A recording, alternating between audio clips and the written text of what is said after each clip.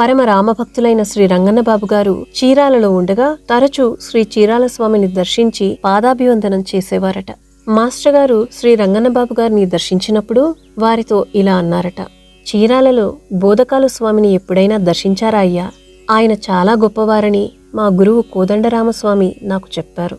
నేనొకప్పుడు చీరాల స్వామి ఏమంటారో అని ఆయన్ను మన దేవూరు స్వామి అని అడిగాను. అందుకాయన నా కేసి చూచి అందరిదీ ఒకే ఊర్లే అన్నారు. ఆయనకు ఖండయోగం కూడా వచ్చయ్యా. ఒకనాటి రాత్రి ఆయన శరీరం ఖండాలుగా స్వర్ణగేటు సమీపంలో పడి ఉండగా స్వయంగా చూచాను. తిరిగి మరోరోజు ఉదయం ఆయన ఎప్పటిలాగే చీరాల రోడ్ల మీద తిరుగుతున్నారు అని చెప్పారట. స్వయంగా శ్రీరామ దర్శన సాన్నిధ్యాలు పరిపూర్ణంగా అనుభవించే రామభక్తాగ్రేసులు శ్రీ రంగన్నబాబు గారు చీరాల స్వామి గురించి ఇలా ప్రస్తుతించారంటే స్వామి మహత్యాన్ని ఏమని వర్ణించగలం?